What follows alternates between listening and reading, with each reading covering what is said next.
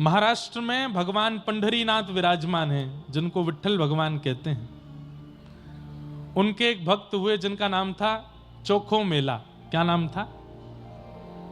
चोखो मेला।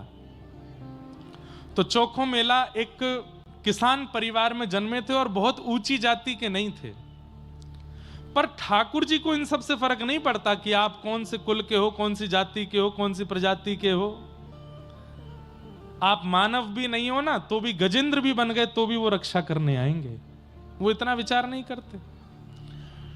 तो चोखा मेला जी जो थे, चोखो मेला ऊंचे कुल में नहीं जन्मे थे। बचपन से ठाकुर जी का इतना चरित्र सुना कि एक दिन अपने बगीचे के कुछ फल तोड़ करके ले गए ठाकुर जी के लिए। मंदिर में जैसे ही पहुंचे तो ठाकुर जी के सामने अपना झोला खोलने लगे। पुजारियों ने कहा, ए, क्या करते हो, क्या करते हो? मेरे बगीचे के फल हैं, अपने हाथ से तोड़ के लाया, पंढरीनाथ भगवान को खिला देना। पुजारी पहले तो हंसे, बाद में बोले, चल चल निकल यहां से, तेरे हाथ का तो तेरी परछाई पड़ जाए तो उस स्थान पर पानी डालना चाहिए। तेरे हाथ का टूटा हुआ फल हम ठाकुर जी को खिलाएंगे? ले जा इसको। अरे फल तो पवित्र है ना, पृथ्वी तो पवित्र है, पृथ्वी से फल निकले हैं, इनको तो स्वीकार कर ही सकते हो। पुजारियों ने बहुत डांटा फटकारा, नहीं माने। वो भी लग रहे थे कि नहीं, पवाओ पवाओ। तो पुजारियों ने बहुत मारा और मार पीट के मंदिर से निकाल दिया और वो निकल जाओ यहां से। चोखा मेला जी रोते रोते वापस चले गए और अपने फल बांध करके ले गए। बोले, ठीक है पंढरीनाथ, आप तो अमीरों के देवता हो, अमीर 56 भोग लेके आएंगे तो पालोगे, गरीब यहां पे फल तोड़ के लाया तो आप पिटवा रहे हो पुजारियों से मुझे। दुखी होकर के चोखा मेला जी चले गए। रात्रि के समय अपने आसन पर, अपने घर पर बैठे थे।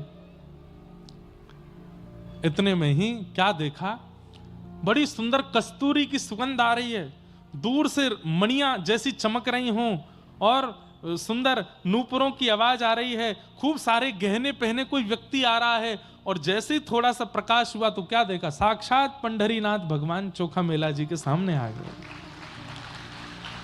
चोखा मेला बोले, आप कौन? बोले, मुझे भूल गए, मैं विट्ठल पांडुरंग, सुबह आए थे तुम दर्शन करने। हाँ, तो सुबह तो मार पीट के भगवा दिया था आपने मुझे, अब क्यों आए हो मेरे घर पे? ठाकुर जी बोले, देखो ये पंडा पुजारी लोग हैं ना, ये दिल के बुरे नहीं है, पर इनको कभी कभी लगता है कि कोई म्लेच्छ ना आ जाए, कोई मुस्लिम रूप बदल के ना आ जाए, कोई मंदिर अपवित्र करने ना आ जाए, इसलिए थोड़ी रोक टोक करते हैं। बोले, रोक टोक? मारा मुझको? अरे तो इसीलिए तो मैंने भी उसका प्रायश्चित किया, मेरे भक्त को मारा।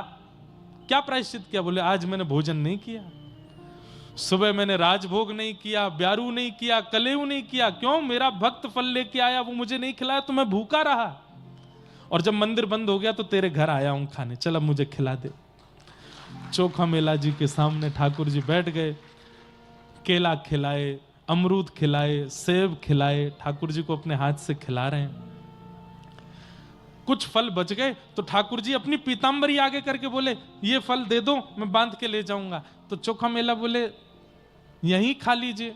तो ठाकुर जी बोले, मैंने भोजन नहीं किया था ना, तो रुक्मणी जी भी भूखी हैं, वो भी भूखी बैठी हैं, तुम्हारे फल ले जाऊंगा तो रुक्मणी जी को खिला दूंगा, उनको भी पवा दूंगा मैं।